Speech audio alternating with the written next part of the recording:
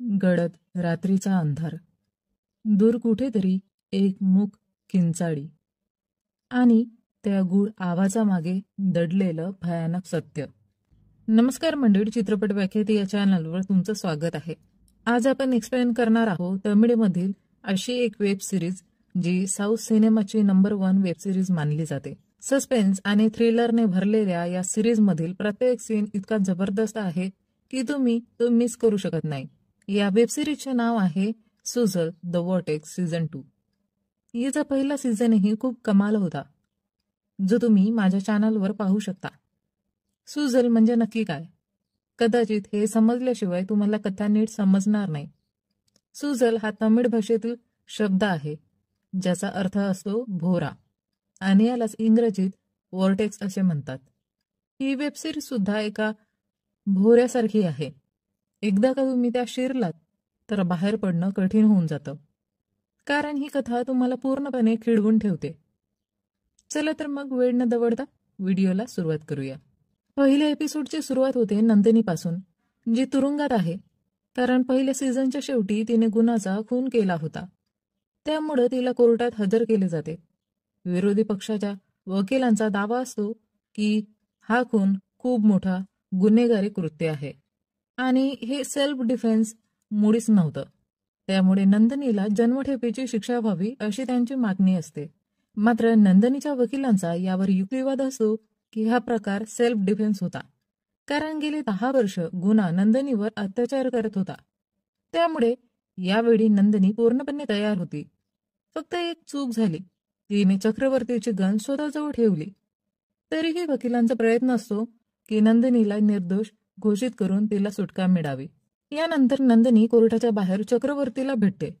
चक्रवर्ती तिला सांगतो की लवकरच ती तुरुंगातून सुटणार आहे, कारण चेलप्पा सर तिच्यासाठी खूप मेहनत घेत आहे.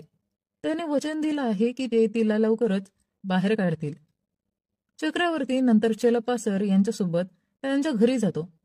खरं तर चक्रवर्ती आणि चेलप्पा सर यांचा खूप जवळचा संबंध असतो, कारण चक्रवर्तीचे वडील आणि चेलप्पा सर हे खूप एकमेकांचे चांगले मित्र होते. चेलप्पा सर यांनी चक्रवर्तीला वाढवले आणि शिकवले, त्यामुळे चक्रवर्ती त्यांना आपल्या वडिलांसारखंच मानतो. चेलप्पा सर ज्या ठिकाणी राहतात त्या गावात दरवर्षी देवीच्या उत्सवाचे आयोजन होते. हा उत्सव जवळ येत असतो.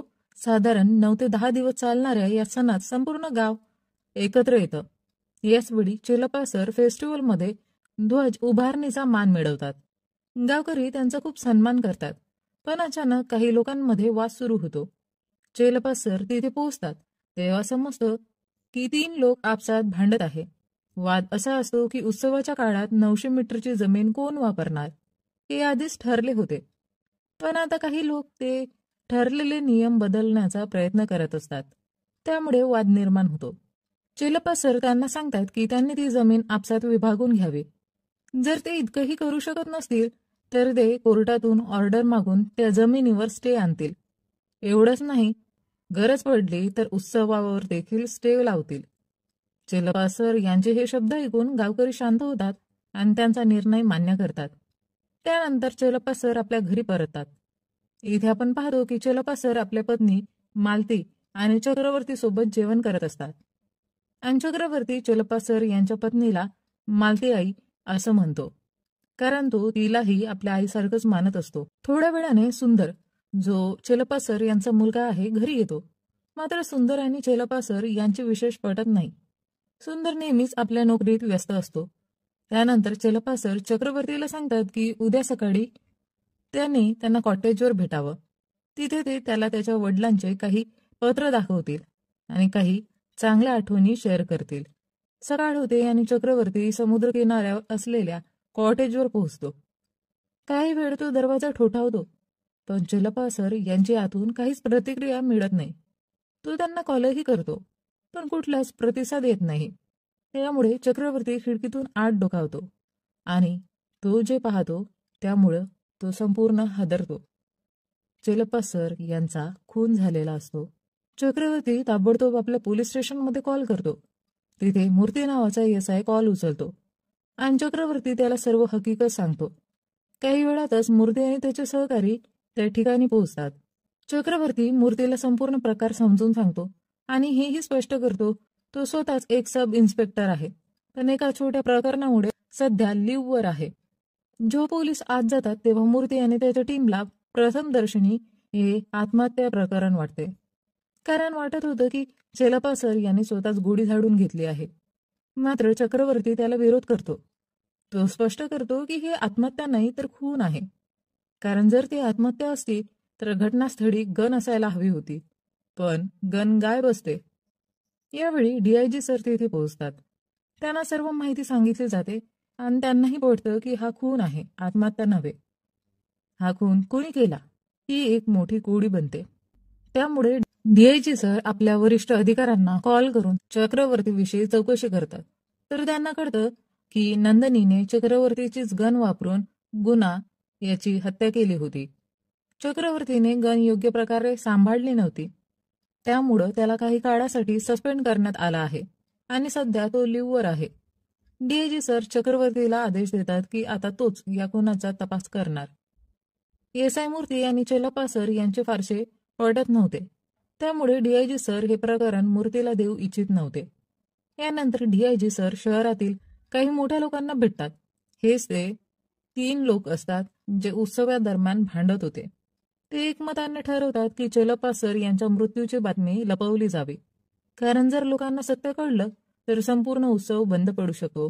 त्यामुळे त्यांचा अंतिम संस्कार गुपचूप एका वेगळ्या मार्गाने समुद्र किनाऱ्यावर करण्यात यावा असा निर्णय घेतला जातो आणि सर्व लोक त्यास सहमती देतात. थोड्याच वेळात मालती आई कॉटेज जवळ येतात. त्यांना आशंका होती की काहीतरी वाईट घडलं आहे, पण खात्री नव्हती.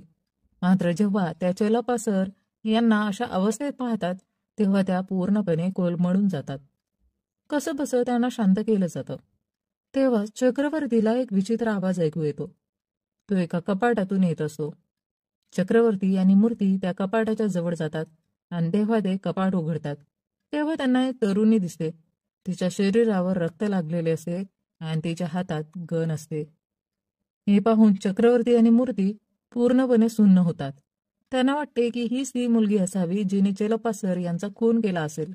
पण चक्रवर्ती लगेच सांगतो की ही मुलगी गुन्हेगार नाही, कारण कपाट बाहेरून बंद केले गेले होते, म्हणजे ती आत कैद होती. या प्रकरणाची गुत्थी आणखी गुंतत जाते. चक्रवर्ती ठरवतो की तो सर्वप्रथम त्या मुलीची विचारपूस करेल. मात्र ती मुलगी काहीही बोलायला तयार नसते.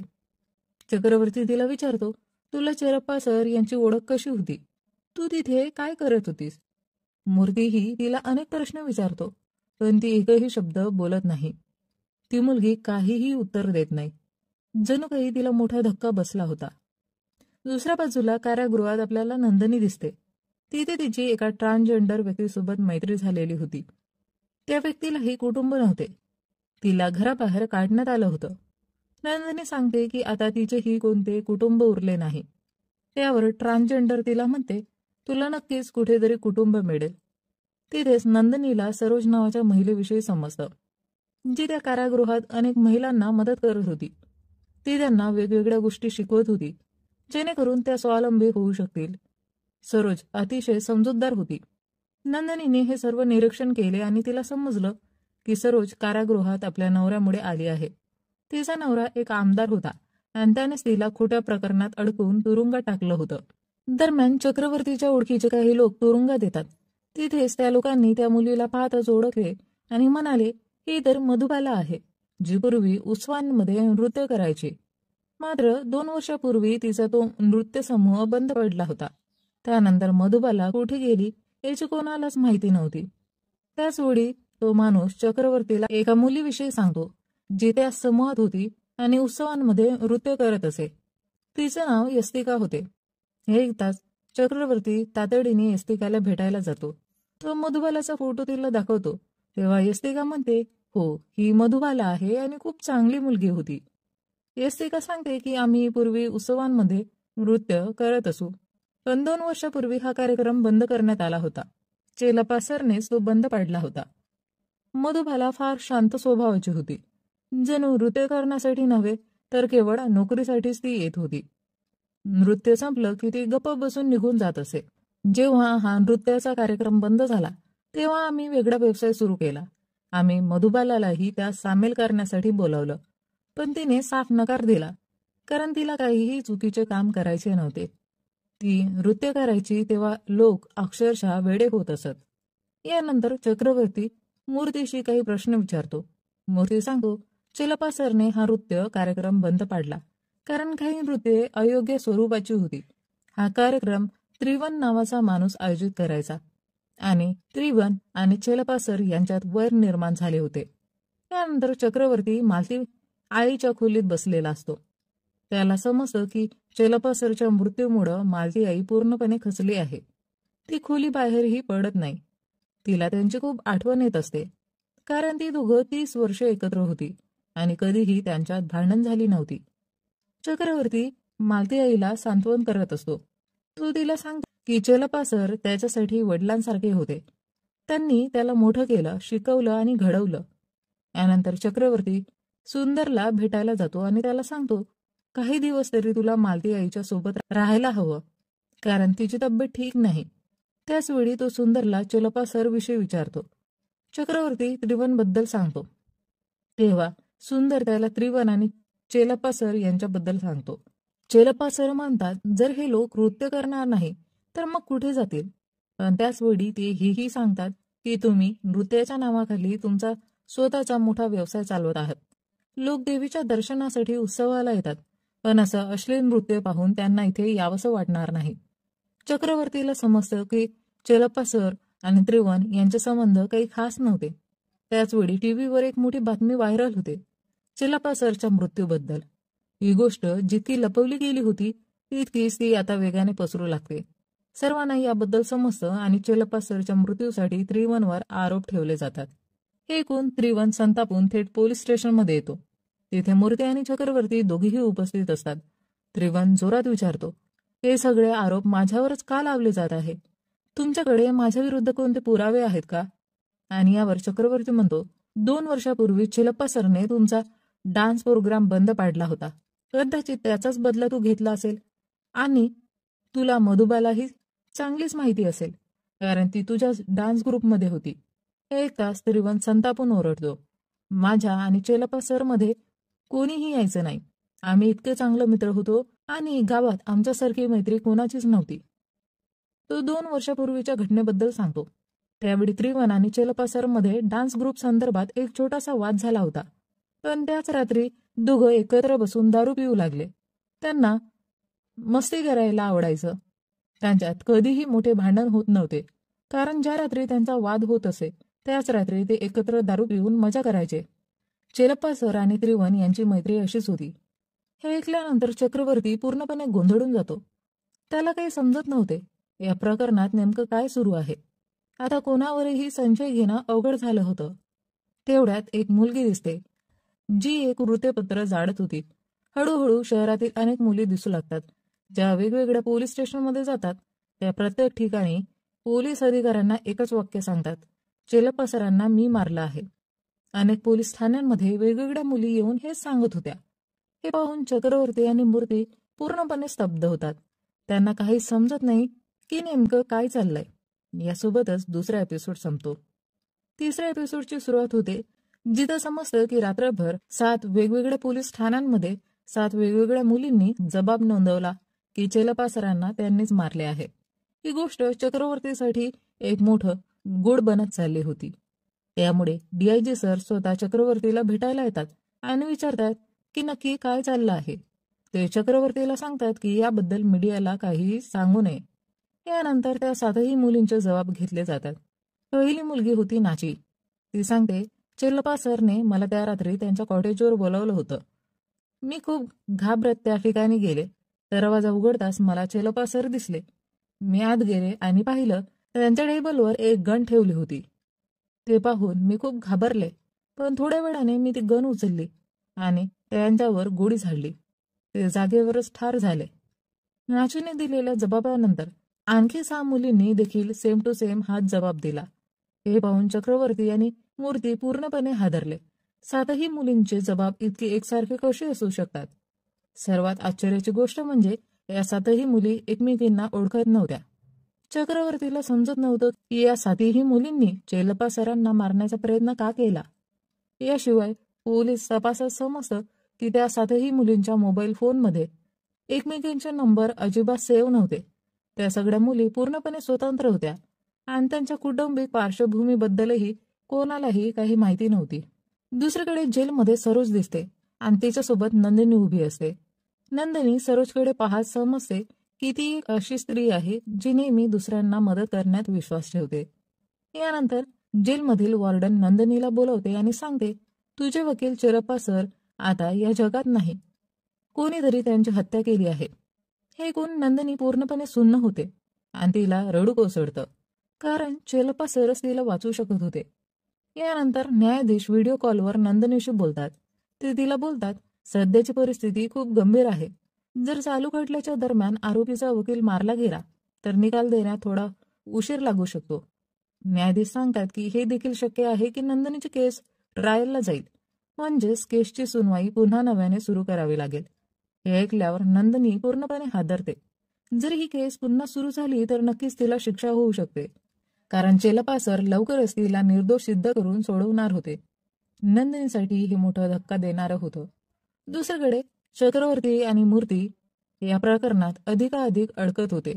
त्यांना कळत नव्हतं की 7ही मुलींनी एकसारखा जबाब का दिला आहे. कदाचित त्यांनी मुथूला वाचवण्यासाठी हे केलं असावं.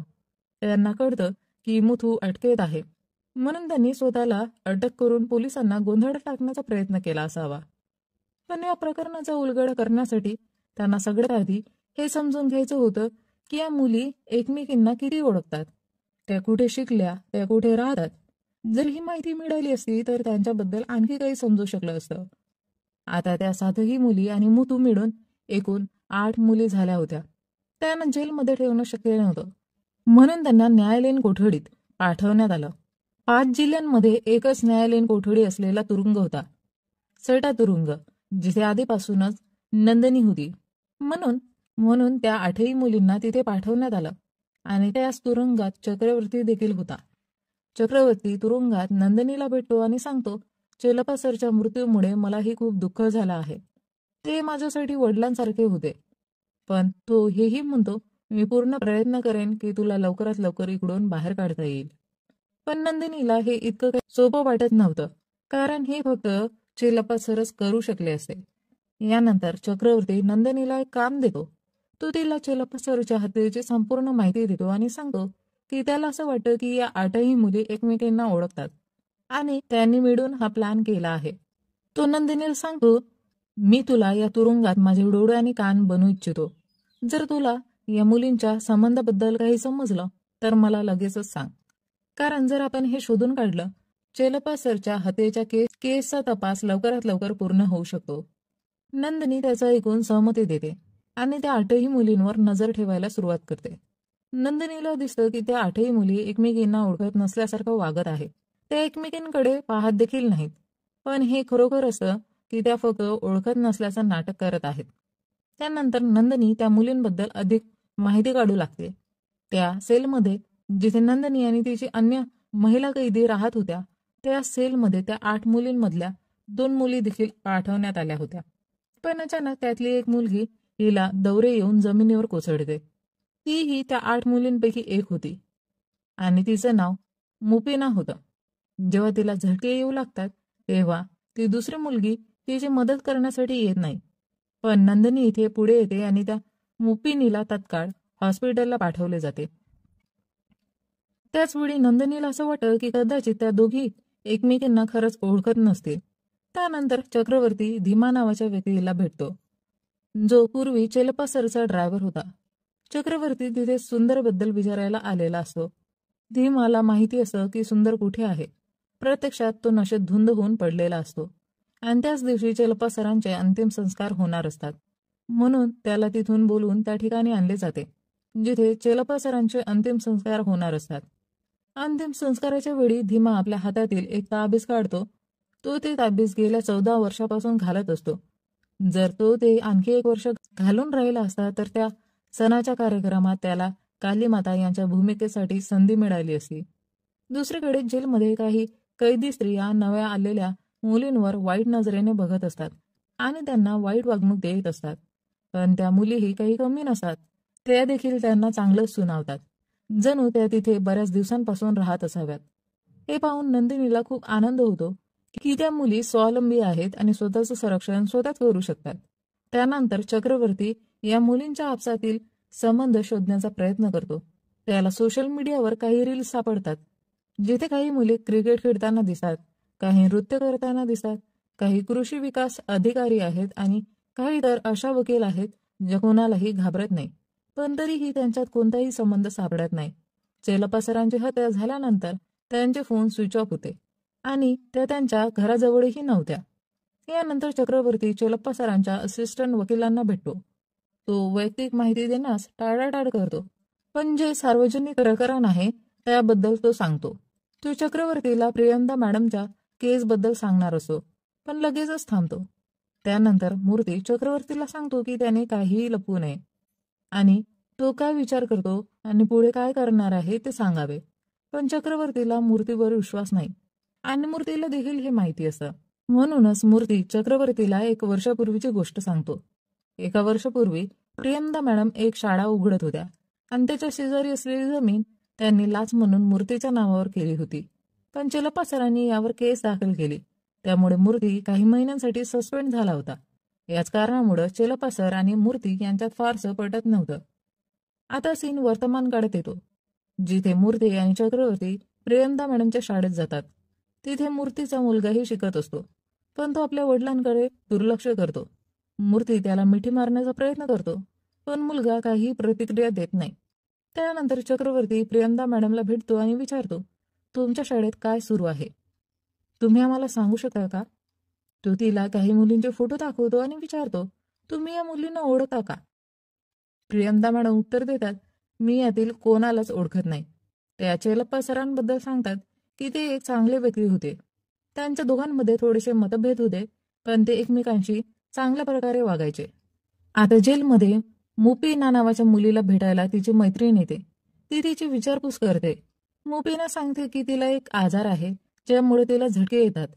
जेव्हा लाईट अचानक चालू बंद होतो तेव्हा तिला हे झटके जाणवतात.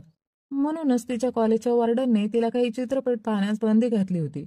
कारण काही चित्रपटांच्या क्लायमॅक्समध्ये असे सीन असायचे जिथे प्रकाश वारंवार चालू बंद होत असे आणि त्यामुळे तिला झटके यायचे. आता जेलमध्ये नंदिनी त्या 8ही मुलींकडे एकामागून एक जाते आणि त्यांच्याशी संवाद साधण्याचा प्रयत्न करते. नंदिनीला इथं कळतं की या सर्व मुली आत्मनिर्भर आहेत आणि त्यांचं स्वतःचं काम त्या अतिशय उत्तम प्रकारे करतात. यापैकी एक वीरा नावाची मुलगी होती जी जेलमध्ये टॉयलेट इत्यादी साफ करत होती. त्यामुळे नंदिनी तिला म्हणते, जर तुला हे काम करायला आवडत नसेल तर मी करू शकते. पण वीरा उत्तर देते, हॉस्टेल आणि कॉलेजमध्ये मी अशी कामे बरेच केली आहेत, त्यामुळं मला हे काम करण्यात काही प्रॉब्लेम नाही. यानंतर आपण सुंदरला पाहतो. तो आपल्या वडिलांच्या अस्थींचे विसर्जन करत असतो. त्याचवेळी मालती आई आणि चक्रवर्ती देखील तिथे असतात. चक्रवर्ती बघतो की सुंदर खूप रागात आहे आणि तो मालती आईला विचारतो, सुंदर आधीपासून असा रागीट होता का? चक्रवर्ती भीमाला भेटायला जातो कारण त्याला त्याच्यावर संशय असतो. तो त्याला विचारतो, तू तर चेलप्पा सरांचा ड्रायव्हर होतास, तर त्या खुनाच्या रात्री तू कुठे होतास? तसेच तो त्या मुलींबद्दलही विचारतो. पण अचानक धीमा पडून जातो. त्याला नक्की काय माहिती होतं हे स्पष्ट होत नाही. पण तो चक्रवर्तीला काहीही न सांगता तिकडून निघून जातो. थोड्या वेळाने जेव्हा तो खूप दूर निघून जातो तेव्हा चक्रवर्तीला नंदिनीचा फोन येतो. नंदिनी सांगते, मला माहिती नाही की तुला या 8 मुलींबद्दल काय शोधायचं आहे, पण एक गोष्ट नक्की आहे, या 8ही मुली एकमेकींना ओळखतात. त्यांच्यात काही ना काही संबंध आहे. त्या कधी ना कधी एका कॉलेजमध्ये किंवा हॉस्टेलमध्ये एकत्र राहिलेल्या आहेत. यानंतर कळतं की या 8 मुलींमध्ये 3 अशा होत्या ज्या एका ट्रस्टकडून मिळालेल्या पैशांवर शिकत होत्या. त्यांची संपूर्ण शिक्षणाची जबाबदारी हीच ट्रस्ट घेत होती आणि ती ट्रस्ट प्रत्यक्षात प्रियंदा मॅडमची होती. चक्रवर्तीला उमगते की प्रियंदा मॅडमला नक्कीच काहीतरी माहिती आहे, ज्यामुळे तो पुन्हा तिला भेटायला जातो आणि विचारतो, जेव्हा मी आधी विचारलं होतं की तुम्ही 8 मुलींना ओळखता का, तेव्हा तुम्ही उत्तर नाही दिलं होतं. पण तुमच्या ट्रस्टकडूनच या 3 मुलींना पैसे मिळतात आणि त्यांचं संपूर्ण शिक्षणही तुमच्या ट्रस्टनेच केलं आहे. प्रियंदा मॅडम उत्तर देतात, फक्त त्या 3 नाही तर त्या 8ही मुलींची जबाबदारी माझ्यावर होती. यानंतर त्या चक्रवर्तीला 10 वर्षापूर्वीची एक गोष्ट सांगू लागतात. त्या सांगतात, 10 वर्षापूर्वी जेव्हा मी घरी एकटीच होते तेव्हा चेलप्पा सर माझ्याकडे आले. आमच्या शाळेला फक्त 2 वर्ष झाली होती आणि अचानक मोठी समस्या उद्भवली. शाळेतील जेवणामुळे एका मुलीला फूड पॉयझनिंग झालं आणि तिचा मृत्यू झाला. त्याची ऑटोप्सी रिपोर्ट बदलण्यासाठी मी लाच दिली होती, पण चेलप्पा सरांना ही सर्व माहिती होती. तेव्हा चेलप्पा सर मला ब्लॅकमेल करू लागले. ते म्हणाले, तुला जर जेलमध्ये जायचे नसेल आणि शाळा बंद पडू द्यायची नसेल तर तुला माझ्यासाठी एक काम करावं लागेल. आणि ते मला एका व्हॅनजवळ घेऊन गेले. त्या व्हॅनमध्ये 8 मुली होत्या. चेलप्पा मला म्हणाले, या मुलींना गायब करावं लागेल. मी जेव्हा वाटेल तेव्हा त्यांना भेटणार, पण कोणालाही याबद्दल काहीही माहिती नसली पाहिजे आणि हेही कोणाला समजू नये की त्यांच्याशी माझा काही संबंध आहे. चेलप्पा मला ब्लॅकमेल करत होता, त्यामुळे मला त्यांच्या सांगण्याप्रमाणे वागावं लागलं. आता सीन वर्तमान काळात येतो, जिथे चक्रवर्ती हादरून जातो. त्याला चेलप्पा सर एक पिता समान वाटायचे, पण प्रत्यक्षात तो तर एक राक्षस निघतो. प्रियंदा मॅडम म्हणतात, तू कुठेही गवाही माग, मी तयार आहे. या 8 मुलींसाठी मी काहीही करू शकते. जेव्हा तू त्यांचा फोटो दाखवलास तेव्हा मला आनंद झाला की त्या मुली अजूनही जिवंत आहेत. प्रियंदा मॅडम चक्रवर्तीला सांगतात की त्या 8ही मुली अत्यंत हुशार आणि संपूर्णपणे स्वतंत्र आहेत, कारण त्यांनी त्यांच्या आयुष्यात अनेक चढ उतार पाहिले होते. यानंतर चक्रवर्ती कालीमातेच्या उत्सवात पोहोचतो, जिथे तो कदाचित भीमाला भेटणार असतो. दुसरीकडे जेलमध्ये नंदिनी असते. तिला समजतं की त्या 8ही मुली एका ठिकाणी एकत्र येत आहेत. त्या नेमक्या का एकत्र येत आहे हे तिला माहिती नसते, पण त्या सर्वजणी एकमेकींना धरून सर्कलमध्ये बसून जोरजोरात रडत असतात. त्यामुळे नंदिनीला खात्री होते की त्यांच्यात नक्कीच काहीतरी मोठा संबंध आहे. यासोबतच 4था एपिसोड इथे संपतो.